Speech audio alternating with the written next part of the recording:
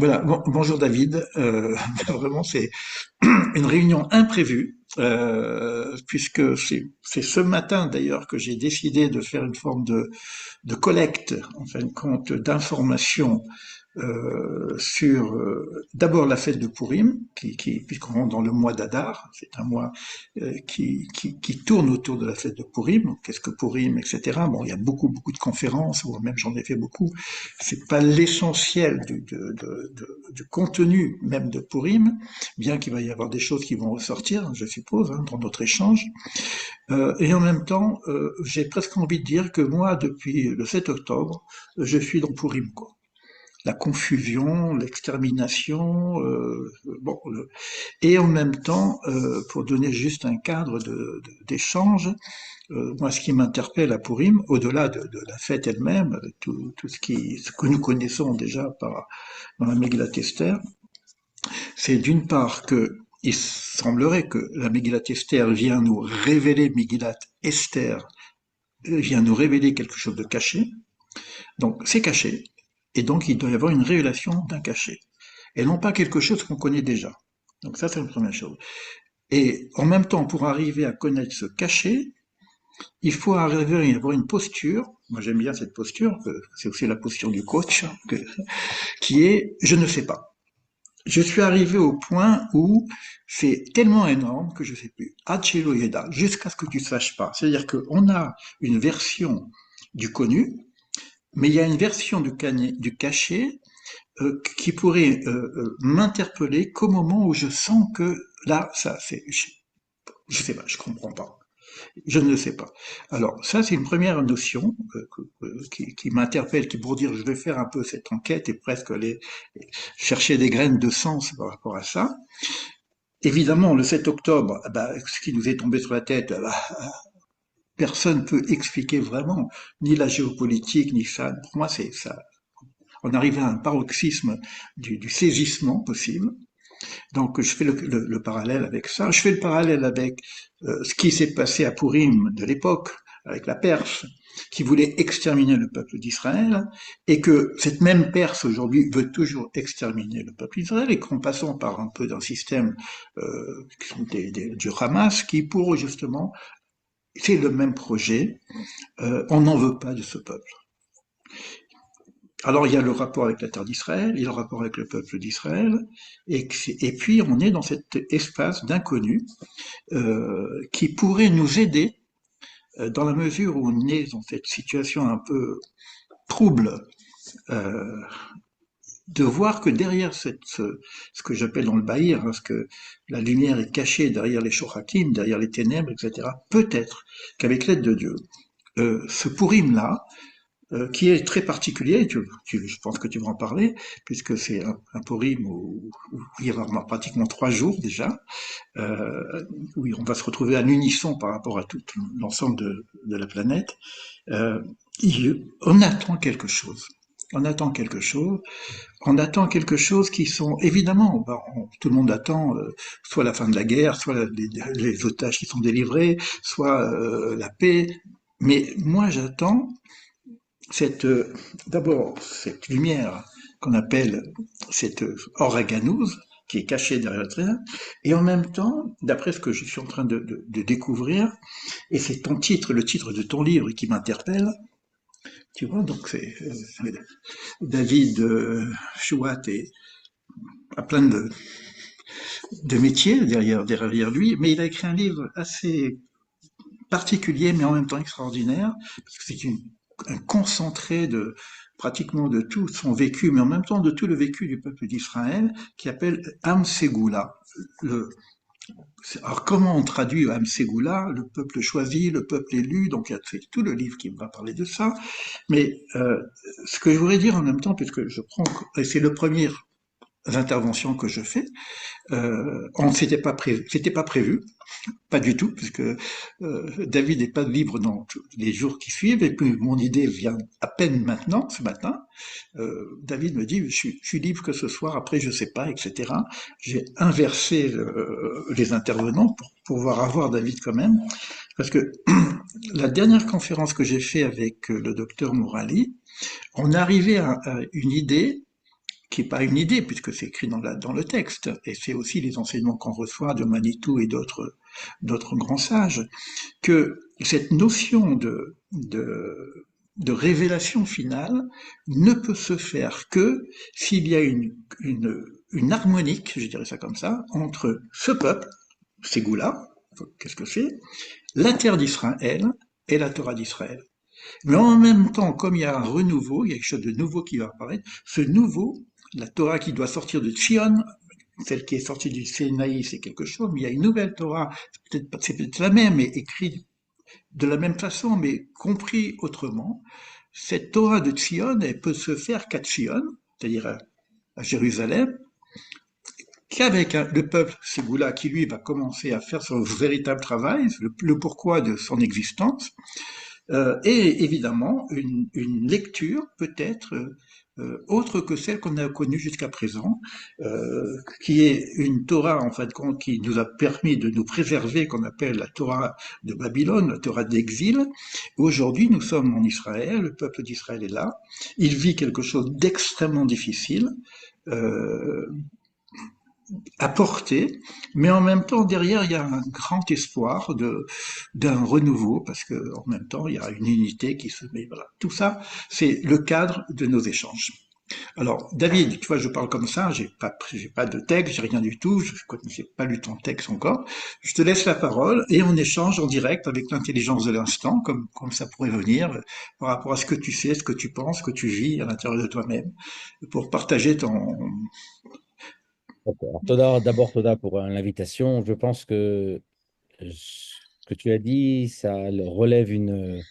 En fait, le titre Am Segula, c'est être capable.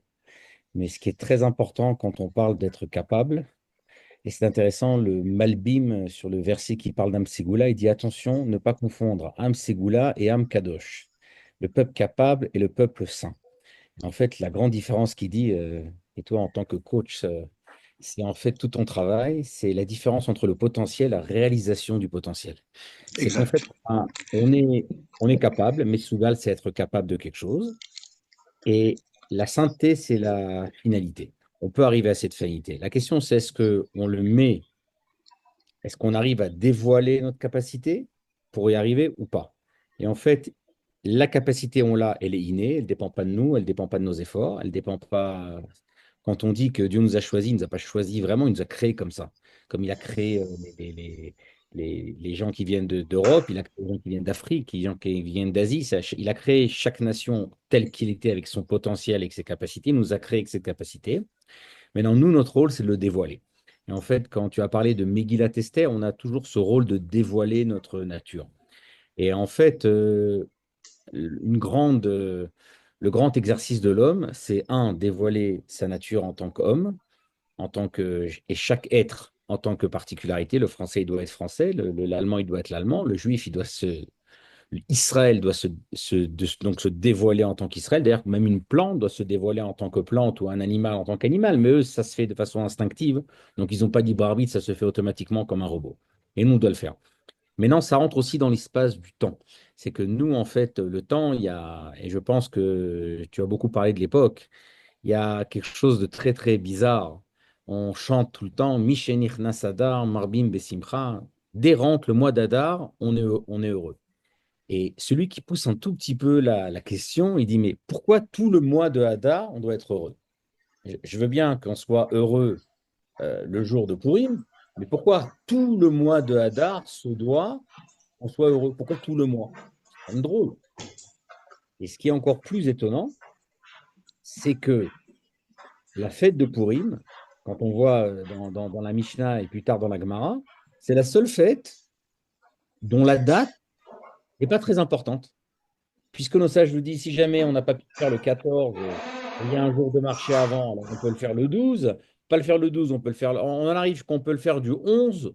Oui, on peut même repousser des fois encore un jour et 2 jours dans le cas où, s'il y a un jour de marché, pour qu'il y ait des gens qui puissent participer. Et tout le monde se pose cette question, mais tout à fait simple, même si on n'est pas un grand ponte de la loi Jules à l'Ara, quoi. Est-ce qu'on peut dire, Pessard, bon, et j'ai pas le temps de finir le ménage, je repousse de 2 jours. Ça me convient pas ce jour-là, Pessard, je le fais 2 jours avant. C'est pas possible. Est-ce qu'on peut, le don de la Torah Shavuot, dire, bon, écoutez, le pont ne correspond pas, on va repousser la date. Mais Purim, c'est pas comme ça dans la halakha, mais nos sages dans la Mishnah nous disent on peut le faire ce jour-là, ce jour-là. C'est la première question. La deuxième question, c'est qu'est-ce qui s'est passé en fait le 14 Adar, cette fameuse année de la Megillah? Rien. En fait, il s'est rien passé. C'est un tirage au sort qui a eu un an avant, mais le jour du 14 Adar, il n'y a pas eu d'événement crucial. Il n'y a pas eu d'événement qui a changé. On sait que le 14 Nissan, on était esclaves jusqu'à minuit. À minuit, on est sorti d'Égypte, c'est clair. Quand on a reçu la Torah, le 6 ou le 7 Sivan, selon les traditions, on a reçu la Torah. C'est clair, il y a une date précise. Kippour, on sait que c'est le 40e jour que Moshe il est descendu après avoir été pardonné, après le faute du Vaudor. C'est clair. Là, qu'est-ce qui s'est passé le 14? Pas grand-chose. Et en fait, nos sages nous disent une notion qui est tellement extraordinaire pour comprendre l'histoire du peuple et pour justement pouvoir apprendre à dévoiler nos forces intérieures. Il faut comprendre un peu le cadre. C'est que quand on dit Mishenichnas Adar Marbim Besimcha, en fait, qu'est-ce qu'on découvre le 14 Adar? Il ne s'est rien passé de particulier. Mais on découvre que rétroactivement, tous les engrenages qui se sont passés avant étaient, comme on dit en hébreu, les Tova, étaient selon le programme divin, nous ont fait avancer. On n'a pas compris. Comme des fois dans une montre, aujourd'hui les gens ne savent plus c'est quoi des montres. Dans les montres, il y a des rouages, des fois qui vont les uns contre les autres dans le sens. Et pourtant, même s'ils vont dans le sens inverse, ils font quand même avancer l'aiguille dans le bon sens. C'est-à-dire qu'en fait, le 14 Adar, on s'aperçoit rétroactivement que tous les événements qu'on a vus dans la Megillah et toutes les ambroglios et toutes ces histoires, dormir debout et tous ces petits détails qui se coincent, en fait, ça faisait partie du programme divin pour aboutir à quelque chose. Et en fait, c'est pour ça que Mishenich Nasadar, Rabbi Messimbre, en fait, tout le mois, il est propice à la Simra, parce que tout le mois, il est propice à regarder que, fortiori, tout était pour faire avancer le dévoilement. Oui, oui, David, je te Juste coupe un pour petit peu finir, dans ces. Oui, vas-y, juste, je excuse-moi, et continue. avec plaisir, Oui, vas-y, juste vas-y. l'exemple, et après je finis ce point-là. On a un personnage très bizarre. À la fin de la Megillah, on dit Baruch Haman, Baruch Esther, Charbona Zachor Letov.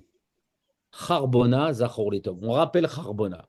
Maintenant, on voit que Charbona apparaît deux fois dans la Megillah. La première fois, c'est un petit sbire. Il y a une combine, on essaie de faire un complot contre Achashverosh. Et lui, il est dans les sbires autour. Et la deuxième fois, il va avoir du sang écossais ou perse, ça dépend de quel pays où on est. Il dit, c'est dommage, j'ai une potence déjà prête. Plutôt que d'en construire une, on se sert de la potence qu'il a fait Aman pour Mordechai et on va s'en servir pour Aman. Mais en fait, Charbona, dans les deux fois où il écrit, il n'est pas écrit de la même manière. La première fois, il écrit avec un Aleph de la Lachon Khurban, destruction. C'est que toutes les forces, elles étaient dans le mal.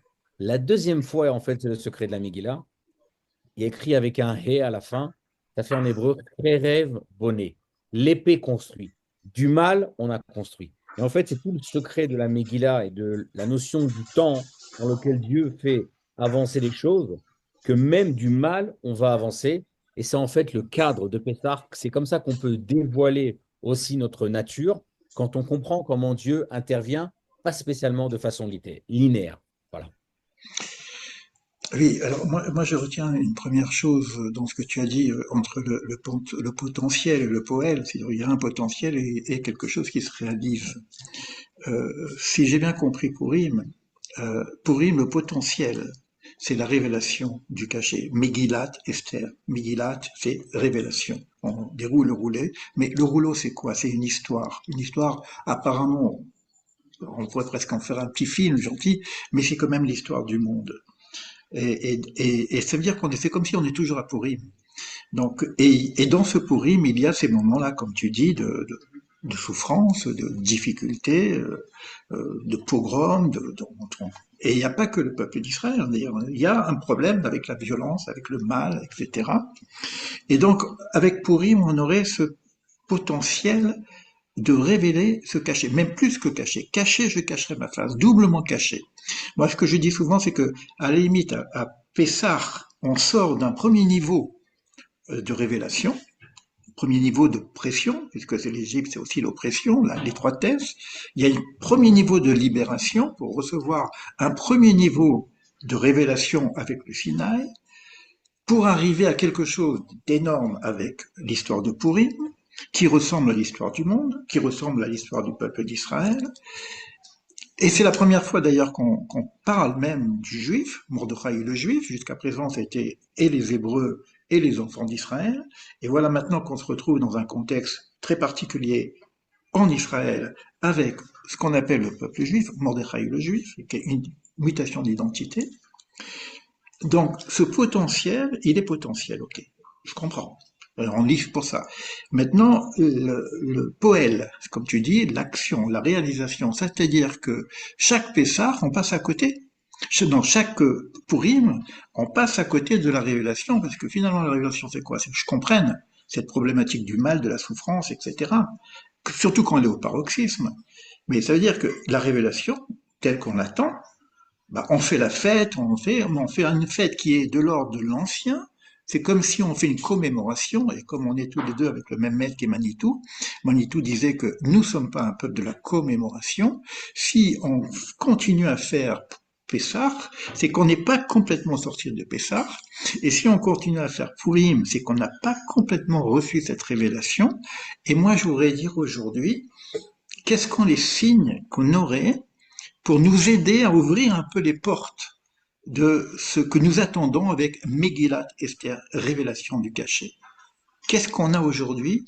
Peut-être avec l'histoire qu'on vit. Moi, je pense sincèrement que ce 7 octobre peut nous donner quelques clés de révélation pour dire peut-être que cette année, on aura quelques éclaircies. Passer du poème, passer du potentiel à l'action, à la réalisation. Alors, regarde, c'est assez facile de répondre parce que j'ai quand même un vécu intéressant. J'ai sorti mon livre en pleine pendant la réforme juridique avec toutes les manifestations, la guerre civile dans les rues. C'était en avril 2023. On était au summum de vraiment les contestations, les pour, les contre. Et en fait, j'avais deux points qui étaient très importants dans le livre. Le point, c'était, on est des frères, on fait partie d'une même famille et on fait partie d'un même peuple. Alors, j'ai amené plein de sources de rabbini, même de sources de non-juifs. Je cite Pascal, les gens sont par terre. Pascal, le mathématicien, qui dit le peuple d'Israël, c'est un peuple de frères, c'est une grande famille. Tout le monde dit waouh. Ouais, bah lui, c'est un mathématicien, il comprend qu'on n'est pas de l'ordre des autres nations. Et l'autre point que je disais, c'est que ben, la Torah, c'est notre nature. Alors, j'explique que c'est notre nature, c'est notre liberté. Et c'était deux points qui étaient fondamentaux dans le livre. Et l'exemple que je donnais qui était assez extraordinaire, je dis, hop, c'est les gens qui sont prêts à l'alarmer. Comme on fait partie d'un même corps, d'une même famille, on est prêt à tout faire pour les uns pour les autres. Et les gens me disaient, David, bon, c'est joli ce que tu dis, mais tu n'entends pas les informations. Les gens se crient, t'es pas mon frère, du matin au soir. Moi-même, j'ai vécu cette scène à Tel Aviv. En août 23, il y a quelqu'un qui me tape sur l'épaule. Mon seul signe de discernement de lui, manifestement, c'est que j'avais une kippa sur la tête. Et il me crie, t'es pas mon frère. Atalo Archeli. Je le regarde la bouche ouverte, je me dis, bon, moi aussi, quand j'étais petit, je disais à ma soeur que c'était pas ma soeur. Bon, ça n'a pas changé grand-chose. Mais c'était vraiment le paroxysme de dire, t'es pas mon frère. Et l'expression qui était extraordinaire, c'était de dire, ben, si demain il y a la guerre, j'y vais pas. T'as qu'à toi aller à l'armée. Et les gens me disaient, David, ton livre, il est obsolète. Regarde ce qui se passe dans l'armée. Les gens, ils ne vont pas à l'armée, ils disent, t'es pas mon frère. Et le point du juif, et ça, c'était formidable, il y avait une campagne qui disait, je ne suis pas juif, je suis israélien. C'était une campagne terrible. Et on en arrivait à ce summum, ce qui pour 23, qu'on n'oubliera jamais. On a tous fini Kippour, on avait envie de vomir, mais pas à cause du jeûne. Voir ces offices de Kippour sabotés à Tel Aviv, ces livres de prière jetés par terre, enfin, voilà, on n'a jamais vu ça en Israël. Voilà, on n'a jamais vu ça en Israël, c'est jamais arrivé. On avait l'impression que le côté juif et le côté qu'on a un peuple, ben, c'est bon dans le livre. Quelques mois après la guerre, on m'a dit, David, tu avais raison, ce que tu as écrit dans le livre. C'est pas moi qui ai écrit ça dans le livre. C'est nos sages qui avaient raison, parce que nos sages, ils savent découvrir notre nature, même quand elle ne s'exprime pas. Même quand on était avant le 7 octobre et on criait, t'es pas mon frère, c'était pas notre nature. C'était quoi notre nature? Ce qui s'est passé le 7 octobre, quand tout le monde du jour au lendemain a dit, oublie, t'es mon frère, je vais faire tout pour te sauver, je ne vais pas regarder quel parti tu votes, pour quitter, pour ou contre la réforme, ou est-ce que tu es pratiquant, sfarad, ashkénaze, on a tout oublié. Ça, c'est le premier point. Les gens sont partis de tous les côtés pour montrer justement ils ont exprimé quelque chose qu'on pensait qui avait disparu. Ça, c'est le point par rapport au peuple, par rapport à la nation. Et le point par rapport aux Juifs, la phrase qu'on a entendue le plus le 7 octobre, c'est Shema Israël.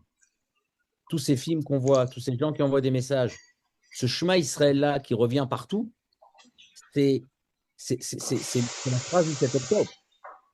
Et depuis qu'on voit toute la libération, grâce à Dieu, des otages, chaque otage qui revient avec son histoire, j'ai commencé à faire Shema Israël, j'ai prié, j'ai levé les yeux au ciel, j'ai fait Shabbat.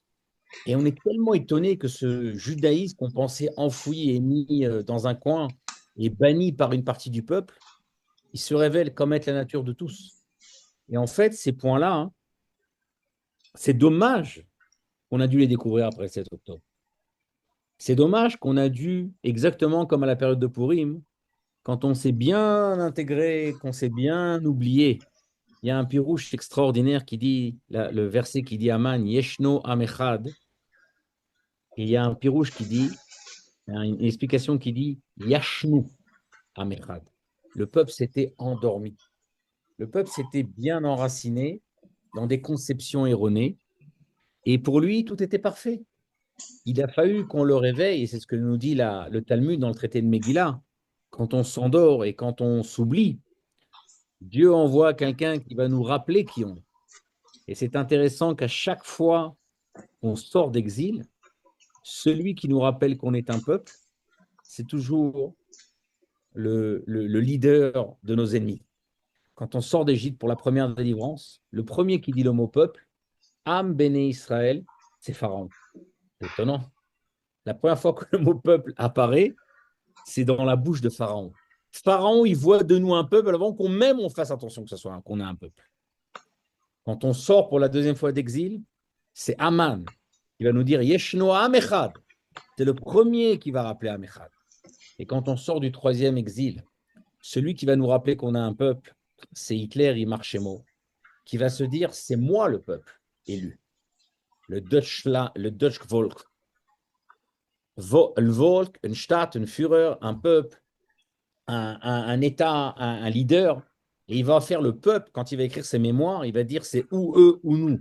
Nous sommes nous le peuple élu. C'est lui qui va nous rappeler qu'on a un peuple.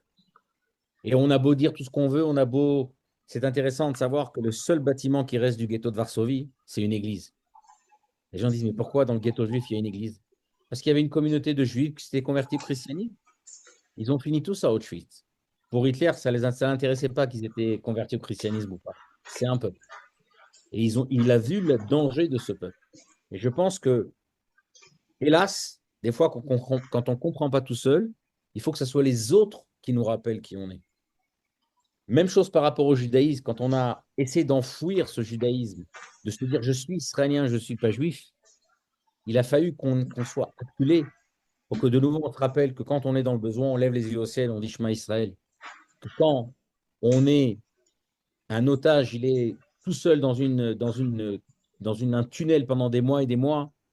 La chose qui le réconforte, c'est lever les yeux au ciel et prier ou faire un kidouche sur de l'eau, etc. C'est-à-dire qu'on se rappelle de nouveau, quand on nous pousse, on se rappelle qui on est. Alors c'est pour ça que quand on prie le matin, on dit Dieu, fais que je comprenne les choses du premier coup. Fais que je comprenne les choses sans qu'on me pousse.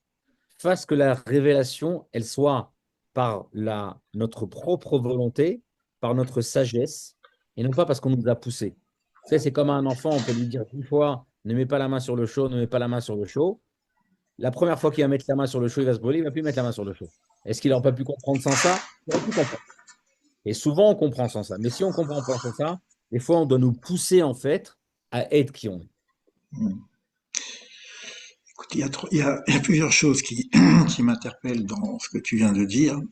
Donc, on va commencer par la première chose, la notion de l'unité. Shema Israël, Hachem Elokeinu, Hachem Echad. Manitou disait que la plupart des slogans ou des valeurs qu'on essaie de mettre en exergue, c'est ce qui nous manque. C'est-à-dire que, bon, il prenait le christianisme, par exemple, la valeur qui était basée sur le christianisme, c'est l'amour, et quelque part, si on regarde les pogroms, si on regarde l'Inquisition, bon, c'est peut-être ce qui manquait à cette démarche chrétienne bien après. Euh, et par rapport à l'islam, disait que ce qui manque à l'islam, c'est peut-être la justice, puisque on dit, on parle de justice. Et ce qui nous manque à nous, ce serait l'unité, puisqu'on n'arrête pas de parler de ça. Ça, c'est une première chose. Et ça veut dire qu'en même temps, réaliser ce paradoxe de l'unité pour ce peuple, qui est un peuple peut-être le plus divisé qui existe du fait de sa diaspora, du fait de sa multiculture, du fait de sa même multi-ethnie, parce il y a du noir, il y a du jaune, il y a du blanc, donc il est extrêmement difficile de créer cette unité avec ce peuple-là, et toujours Manitou disait que si Dieu a choisi ce peuple, parce qu'il se dit, avec l'humour de Manitou, hein, si je réussis avec ce peuple, alors je réussis avec le monde. Ça, c'est la première chose. Dans cette notion d'unité, euh, il y a aussi la notion de la relation Israël et nation. Cette ségoula dont tu parles aussi, elle est faite aussi, comme on parle de potentiel, mais aussi elle est faite avec une mission, un programme, qui est donné principalement au premier de nos patriarches, qui est Abraham. Qu'est-ce qu'on lui dit à Abraham? Après ce lech lecha, c'est-à-dire sois toi-même, va vers ce pays, c'est ce que je t'indiquerai. Donc, ok, on a une direction au niveau identitaire et en même temps au niveau géographique, mais juste après, par toi seront bénies toutes les familles du monde. C'est-à-dire que la finalité de toute cette histoire-là, c'est pas simplement la sauvegarde de ce peuple, comme une communauté, c'est-à-dire enfin, je peux vivre dans mon pays, avec, j'ai plus de bombes qui me tombent sur la tête, je peux aller à l'école, je peux faire ma triade. Non, non. Le programme, c'est que quand tout cela arrive, c'est-à-dire que l'unité arrive, le programme, c'est cette mission universelle qui est le projet divin, qui est donc un projet de toute façon pour l'ensemble des nations. Et ça, c'est quelque chose que c'est difficile de le dire à nous-mêmes. Parce que bon, je suis chouchou du bon Dieu, ça marche pas. Donc c'est une responsabilité, non pas une valeur supplémentaire. On sait que c'est une responsabilité. Aujourd'hui, par rapport à ce qui se passe, j'ai le sentiment qu'il va y avoir une forme pas de sélection, mais en même temps de révélateur, pour et contre, c'est-à-dire le blanc et le noir. C'est-à-dire il y a quelque chose qui se passe. C'est là. Je pense qu'on n'a jamais autant entendu parler d'Israël. Je pense qu'on n'a jamais autant senti cette unité, mais plus grand encore que ce que tu viens de dire par rapport à la survie, donc l'armée, la guerre, par rapport au Bibas. C'est quelque chose que il n'y a plus de gauche-droite, religieux, pas religieux, etc. Tout le monde à l'unisson, mais en même temps, on a vu quand même des choses qui se passent dans le monde. Je ne parle pas des négations, il y en aura toujours, ça c'est sûr, jusqu'à la fin des temps. Mais en même temps, on a vu quelque chose qui fait que bah, il y a une forme d'unité qui s'est installée autour de cette horreur qui a été démontrée par, comme on a vu, quoi. Et est-ce qu'on n'a pas là quelque chose qui commence à nous dire, regardez cet amour universel que le juif déverse par rapport à son peuple, mais en même temps, regardez le regard du monde par rapport à Israël. Est-ce qu'on commence pas à toucher quelque chose qui pourrait nous donner cet espoir de révélation, justement? Tout d'abord, pour répondre à la première question, il y a une nuance énorme à faire. Et ça, je l'explique tellement énormément dans le livre qu'il y a des gens qui sont à l'habitude de lire des livres, d'étudier, ils m'ont dit, je me suis toujours trompé. Il y a une phrase qu'on dit du matin au soir, c'est Kol Israël Arevim Zé, et tout le monde dit Zé Lazé. Et dans le Talmud, c'est écrit deux fois, c'est écrit Kol Israël Arevim Zé Bazé. Alors pour les noms hébraïsants, c'est pas de la sémantique. Kol Israël Arevim Zé Lazé, on est solidaires les uns les autres. C'est bien, c'est très, on va dire, très noble. C'est un club, je t'aide, tu m'aides, on s'entraide, c'est parfait. Kol Israël Arevim Zé Bazé, on est imbriqués les uns les autres. Ça ne dépend pas de nous, même si on le veut, on ne peut pas s'en sortir. On fait partie de la même famille. Et ces deux notions sont deux notions qui n'ont absolument rien à voir. Le Kol Israël Arivim Zelazé, c'est volontaire, et je peux m'en sortir. Le Kol Israël Arivim Zebazé, qu'on fasse partie de la même famille, ça ne dépend pas de moi, c'est comme ça que je suis. Mon frère, c'est mon frère, ma mère, c'est ma mère, je l'aime pas, je suis d'accord avec elle, je ne suis pas d'accord avec elle, ça ne change rien du tout, et je ne peux pas m'en sortir. Et je crois que ce qui s'est révélé justement le 7 octobre, ce n'est pas un élan de solidarité. C'est d'une pâleur d'expliquer ce qui est arrivé en disant un élan de solidarité. Si quelqu'un est prêt, et je l'ai vu le 7 octobre, moi-même, j'étais à 11 heures à l'armée, mon fils, deux gendres, j'ai un gendre qui était à Reim à 11h30 du matin. Il est arrivé parmi les 5 premiers soldats qui ont sauvé le kibbutz à Reim. Les gens ne l'ont pas fait parce qu'ils se sont sentis solidaires. Parce que la personne qui était en face, c'était eux. Ils ont senti qu'ils l'ont fait. Ça, vous allez me dire, on l'a fait en tant que soldat. Des civils qui sont partis descendre, comme les frères Kamelson ou les frères Souski, on leur a rien demandé. Ils viennent, ils prennent l'arme qu'ils ont, ils disent on va aller aider. Ça n'a absolument rien à voir avec la solidarité. Et ça, c'est peut-être la plus grande lotion, la plus grande euh, sécurité d'optimisme qu'on a quand on dit qu'on a un peuple. Alors, c'est vrai qu'on ne se ressemble pas. En hébreu, on dit tout le temps Ardout et no Achidut. Unité ne veut pas dire uniformité. Il y avait 12 tribus. Donc, il y en a qui sont comme ça, il y en a qui sont comme ça. Ça ne nous dérange pas qu'on n'ait pas les mêmes.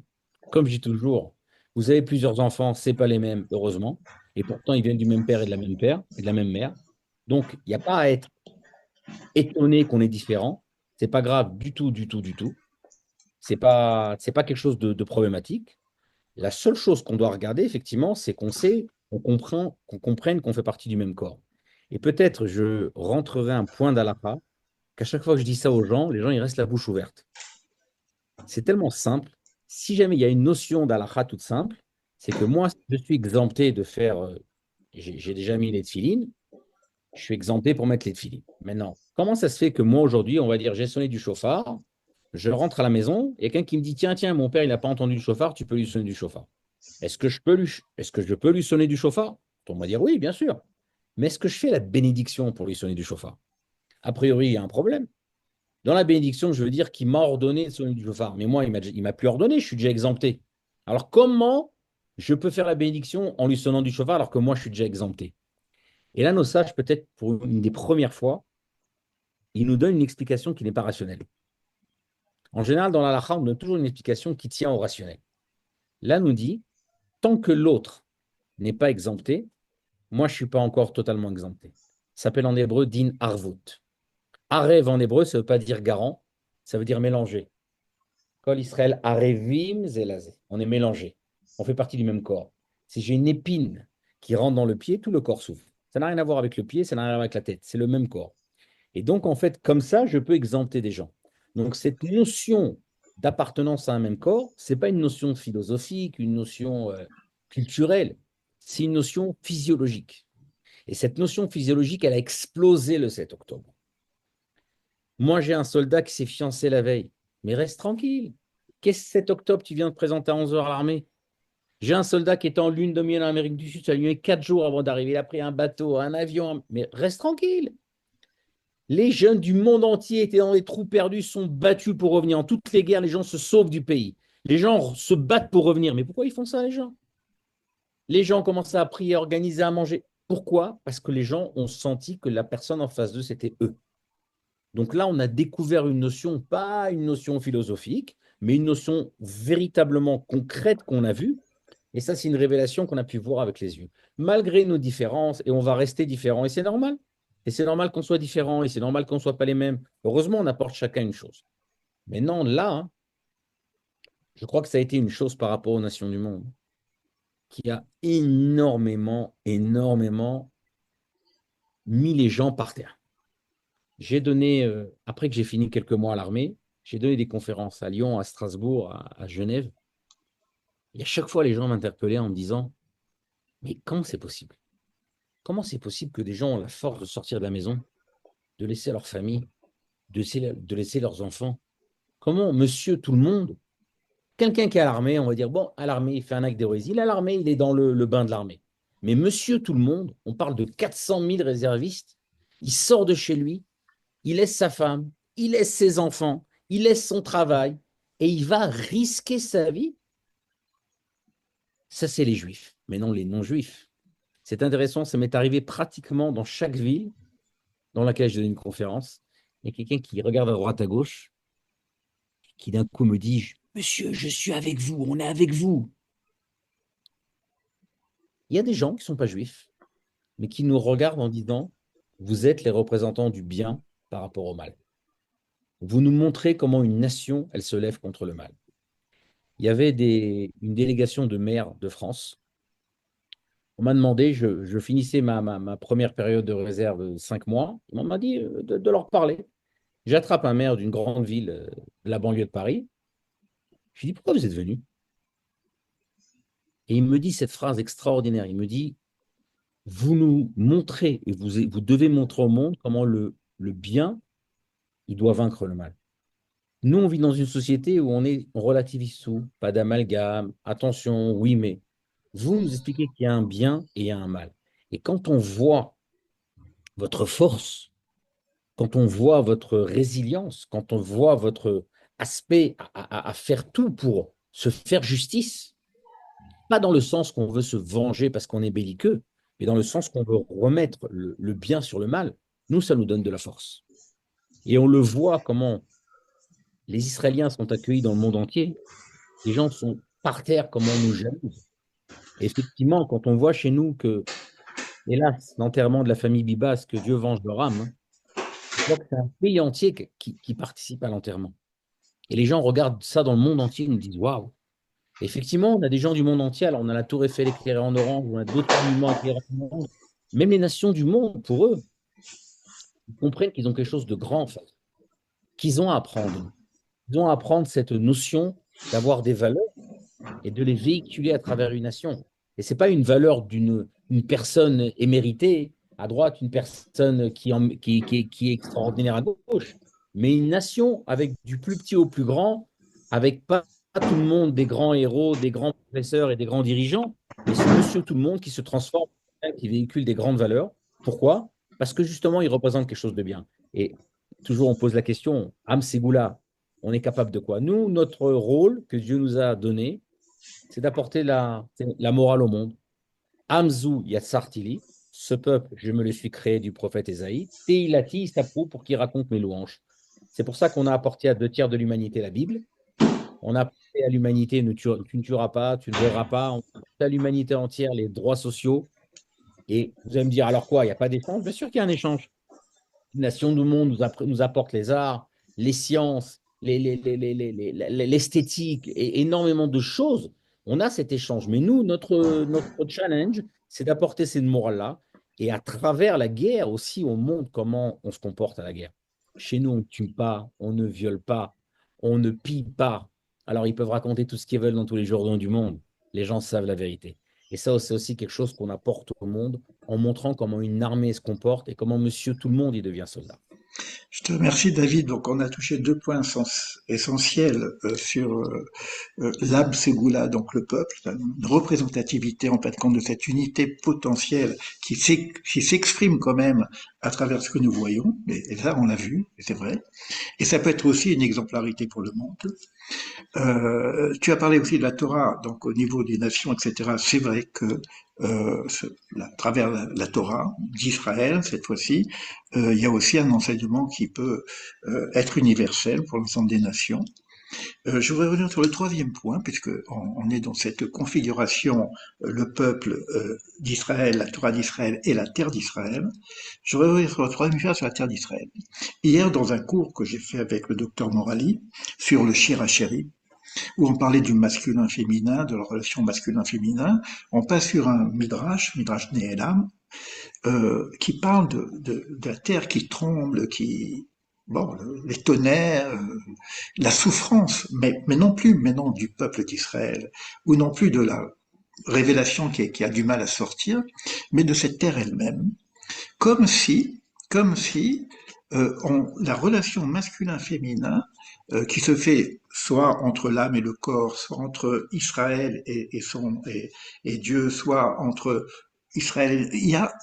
Toujours cette relation masculin-féminin là, et se passe entre le maître du monde qui crée le monde et la terre d'Israël. Comme si que la matrice du monde, et ça c'est dans le Shir HaShirim, c'est un truc incroyable, serait la matrice du monde, que la terre d'Israël, c'est la mer qui va enfanter le vrai monde, celui qu'on attend tous. C'est-à-dire que la terre d'Israël, c'est pas la terre sainte, comme je le dis souvent, c'est la terre enceinte. Enceinte de quoi? Pas d'elle-même, parce que elle est enceinte d'un monde vrai, le monde qu'on nous attend, le monde. Et le paradoxe qu'il y a maintenant, si cette idée-là, si tu peux la développer, tu regarderas ce que tu as par rapport à ça. Le paradoxe qu'il y a, c'est que il y a maintenant dans cette gestation des enfants qui veulent tuer la mère avant de naître. C'est comme si ces enfants qui veulent tuer la mère, c'est-à-dire qui veulent tuer la terre d'Israël et son peuple et sa Torah, c'est comme si on refuse le processus de la création d'Akadosh Baruch Hu. Ça, c'est Alors, pour conclure sur le troisième axe. le- le- l'histoire toujours compose, et c'est une très bonne question. Et justement, après que je parle que les nations du monde nous rappellent qu'on est un peuple, je sais quelques personnes que on m'a dit peut-être c'est difficile de donner leur nom, mais bon, ils l'ont dit, ils l'ont pas dit en mal, mais ils l'ont pensé à un moment donné. On a le grand rabbin de Paris, le grand rabbin Lazare, qui va dire cette phrase milieu du 19e siècle, le peuple juif est mort, mais le judaïsme, lui, vivra jamais. On a le rabbin d'Angleterre qui va dire plus ou moins la même chose. On a le grand rabbin Zadok Khan, pourtant qui va aider Herzl, qui va dire en 1889, les centenaires de la Révolution française, c'est notre sortie d'Égypte. Et en fait, j'apporte encore d'autres exemples comme ça, où même certaines personnes rabbiniques n'ont plus cru dans la mission du peuple d'Israël en tant que peuple, où ils pensaient qu'on pouvait la réaliser à travers la France, à travers la révolution communiste, à travers l'Allemagne, comme avec le Rav Hirsch. Et nous, on explique de façon toute simple que quand on est au Mont Sinaï, ça fait 1 an qu'on est en bas au pied du Mont Sinaï, on étudie la Torah, on a des kolélim, on a tout ce qu'il faut, on est tout organisé. Et il y a cette phrase extraordinaire que nous dit Akadosh Baruch Hu au début de la paracha de Varim, Rav lachem lachevet ba'arazeh. Mais nous, on dit, mais pourquoi c'est mal? Ça suffit de vous asseoir, on est bien, là, on étudie la Torah. Là, vous êtes en train de vous former, mais votre mission, c'est d'être une nation. Parce que uniquement quand vous êtes une nation, vous pouvez influencer dans d'autres nations. Maintenant, il n'y a pas de nation s'il n'y a pas de terre qui sert de matrice, comme tu dis, de terre qui nous sert d'instrument, de clé. C'est-à-dire qu'on ne peut pas être une nation dissimée dans les quatre coins du monde, ça n'a pas de sens. Et même quand on était une soi-disant nation en Babylonie, on n'était pas une nation. On était un groupuscule de juifs. On était une grande communauté juive avec une petite autonomie. Mais le fait d'être une nation et de ce fait d'être sur sa terre, c'est l'essence même du peuple d'Israël. On ne peut pas être un peuple, on ne peut pas apporter à l'humanité, on ne peut pas expliquer à l'humanité comment une nation vit si on n'est pas nous-mêmes une nation.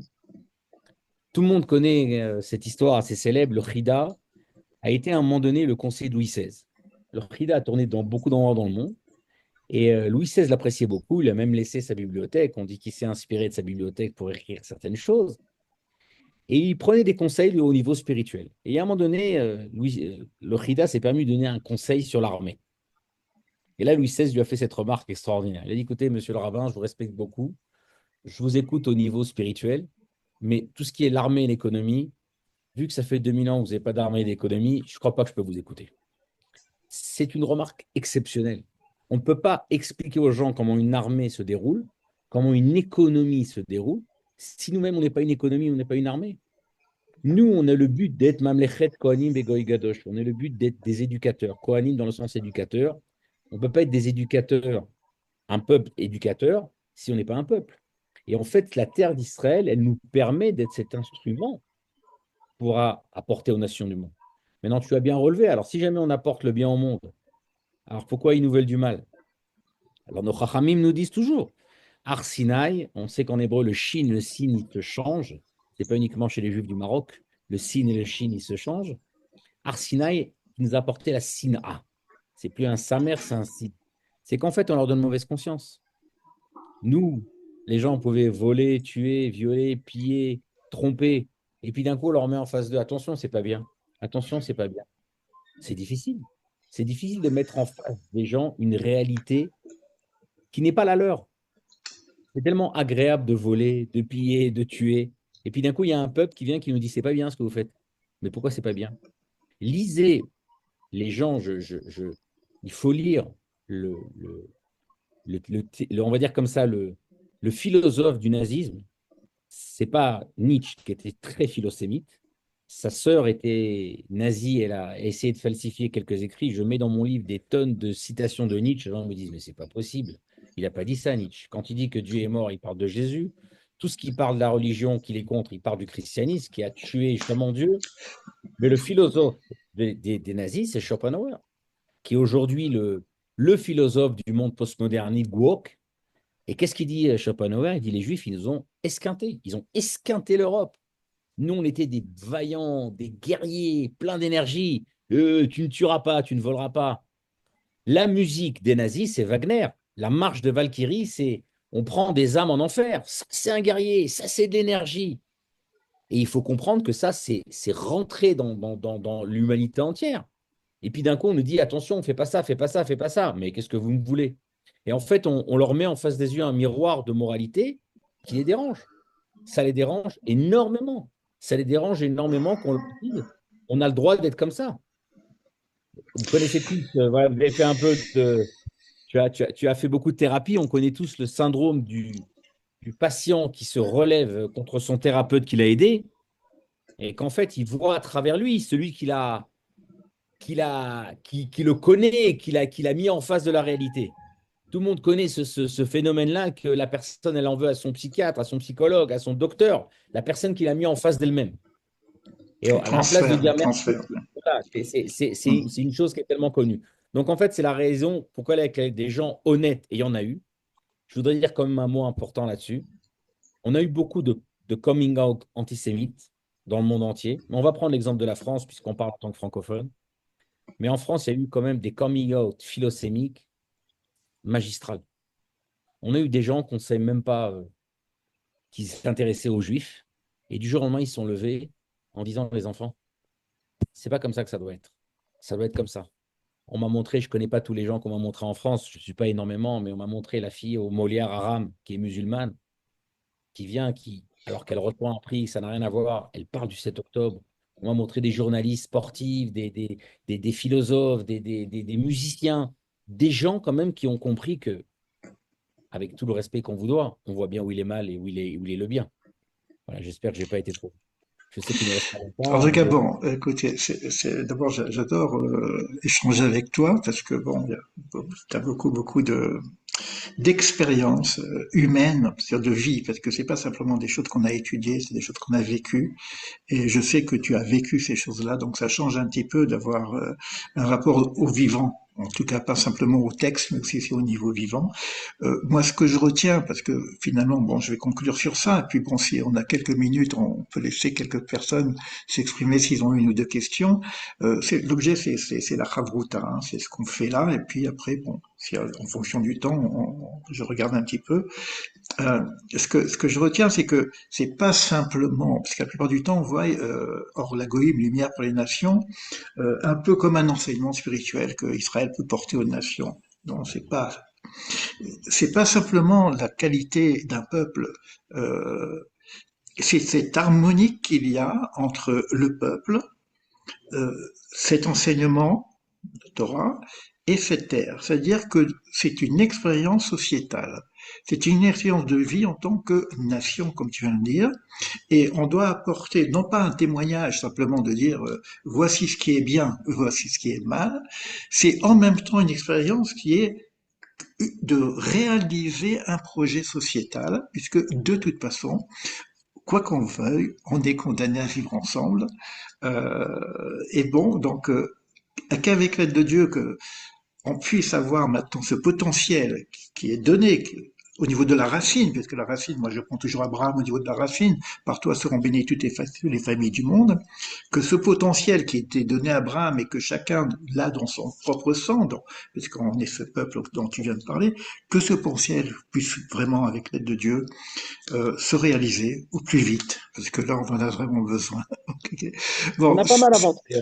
On a pas mal avancé. non, non, c'est vrai, Regarder c'est vrai qu'il y a quelque vraiment. chose. Bon, moi je te Il dis faut la vérité, regarder moi vraiment. C'est dommage que ça s'est fait dans ces conditions, mais on voit où on était. c'est une autre On voit question où que je on t'aurais se trouve. posée, mais bon, c'est vrai pourquoi ça passe toujours Non, par des peut-être qu'il guerres, y a des par la questions souffrance. Est-ce que vous avez sinon, quelques on pourra questions? rajouter quelques mots.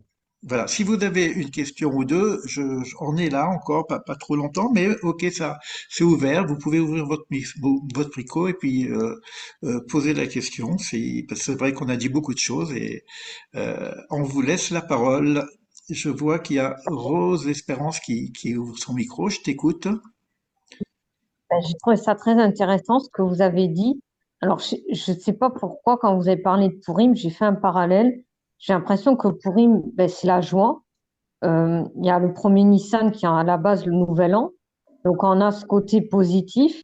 Et en même temps, le premier Tishri qui est aussi un nouvel an, on a Yom Kippour qui est en miroir, là où on est plus dans l'intériorité et dans la réflexion. Donc, comme si qu'il y avait ce double besoin d'un travail autant intérieur qu'extérieur au niveau du Ham Israël. Et c'est vrai que c'est intéressant quand vous avez parlé de ces Juifs qui étaient aux quatre coins du monde, qui ont voulu être présents sur place. C'est exactement la même réflexion que j'ai fait ce jour-là à un ami à moi. J'ai dit, même moi, je ressentais ce besoin d'être là sur place alors que j'étais loin. Et c'est vrai que se pose la question, c'est souvent le sionisme, ce que je disais, c'est un truc qui est très mal compris. C'est plus cette notion de klal au niveau du juif, le juif dans son esprit collectif, unitaire, identitaire aussi, hein, et pas religieux, parce que comme j'ai dit, la Tevila, et c'est une erreur, les gens pensent que c'est une conversion, c'est pas une conversion, c'est l'appartenance à une nation qu'on choisit volontairement. Il n'y a pas de prosélytisme dans le judaïsme. Et c'est ça la force. Et par rapport à ce que vous disiez aussi, c'est quelque chose qui m'a toujours marqué, et ça m'est arrivé à moi aussi. C'est vrai que des fois, les gens, par notre manière d'être, ils savent qu'on est juif bien avant même que nous, on le sache.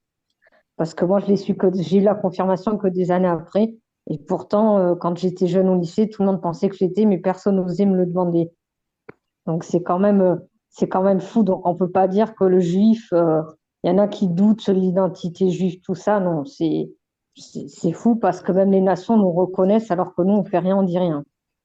Donc il y a une singularité qu'on reconnaît entre mille, comme on dit. Merci Alors, Rose et Espérance, qui nous amène un peu de rose et d'espoir, d'espérance. Tu as quelque chose à ajouter sur ça, David? non, juste intéressant, c'est que ce qu'elle dit, route à Moabite, route de Moab, quand elle se convertit, elle dit une phrase qui, on aurait l'impression qu'elle aurait dû dire dans l'autre sens. Elle Hmm. dit, Amcha ami, ton peuple est mon peuple et ton Dieu est mon Dieu. Et elle aurait dû dire, mais elle aurait dû commencer à dire, ton Dieu est mon Dieu et ton peuple c'est mon peuple. Effectivement, c'est d'abord une appartenance à une nation et cette nation-là, bien sûr, elle a une nature, sa Torah, elle a une terre. C'est pour ça que c'est comme ça que ça commence. Parce qu'on est une nation, donc on a cette nature, on a cette terre. Ce ne sont pas des instruments extérieurs qui nous créent, mais ils ne sont que l'expression de nous-mêmes. Et donc c'est très important, effectivement, que souvent les nations du monde, ils savent mettre sur nous le point, même si nous, on ne pratique pas spécialement, on n'habite pas en Israël et on ne comprend pas pourquoi on nous met le doigt dessus. Alors que nous, on n'est pas pratiquants, on n'est pas sionistes. Mais enfin, ils savent nous reconnaître que vous êtes eux, c'est vous. Vous n'êtes pas comme les autres, vous faites partie de ce peuple. Hmm. Et c'est eux qui ont raison. Très juste. Est-ce qu'il y aurait une autre question? Donc, on profite encore quelques minutes qui nous restent. S'il n'y a pas de questions, bon, on va Alors clôturer. peut-être juste sur, Vas-y. non, juste sur l'idée de Pourim, de la joie et de la souffrance, etc. On n'est pas rentré énormément dans ce domaine-là, hein. Mais c'est intéressant que justement le Maharal de Prague, il dit la simcha, c'est quand on comble un manque. Hmm. Et d'ailleurs, on connaît ça en psychologie, quand quelqu'un a une déprime, il va essayer de combler ça en s'achetant du chocolat, en s'achetant un habit, en s'achetant un objet. C'est-à-dire que nous, chez nous, la joie, ce n'est pas uniquement sortir de notre essence normale pour devenir fou. Mais en fait, c'est combler un manque qu'on a. Et en fait, à Pourim, on a comblé un manque. C'est que si à la sortie d'Égypte, comme tu as très bien dit, on a reçu la Torah avec une montagne sur la tête, on n'avait pas vraiment le choix. Et en fait, Dieu nous a dit, ben, en fait, c'est votre nature. C'est comme si vous voulez arrêter de respirer, vous allez mourir. Si vous ne prenez pas la Torah, alors on l'a pris parce qu'on n'avait pas le choix, mais il a fallu quelques centaines d'années pour qu'on comprenne que ce choix qu'on n'avait pas, en fait, c'était pour notre bien. Et en fait, c'est pour ça qu'on dit qu'à Purim, Kiblouv et Kimou, ils avaient déjà dit Naaseh V'Lishma. Bon, d'accord, on fait. C'est quand on va chez le docteur pour la première fois, on prend la piqûre, on ne comprend pas trop ce qu'il dit, mais bon, il nous a dit. Quand on grandit, on comprend qu'en fait, ça nous a sauvé la vie, on est content. Mais au début, on ne l'a pas fait parce qu'on était content, on lui faisait confiance, mais uniquement parce qu'on lui faisait confiance et qu'on avait peur. Mais plus tard, quand on a grandi, on a compris que ce que nous a fait, ça nous a fait donner la joie. Et c'est pour ça que la grande joie qu'on retrouve à Purim, c'est de retrouver justement cette nature, mais de façon consciente, cette fois-ci. Et il a fallu qu'on nous pousse de tous les côtés en tant que peuple, en tant que juif, en tant que terre, qu'on nous a sortis de partout. Et en fait, à ce moment-là, on s'est redécouvert de nouveau qui on était, mais cette fois-ci, on l'a fait avec joie, parce qu'en fait, la joie, comme on l'a dit, quand on comble un manque, et quand on se retrouve, en fait, on se retrouve qui on est, alors à ce moment-là, on devient joyeux.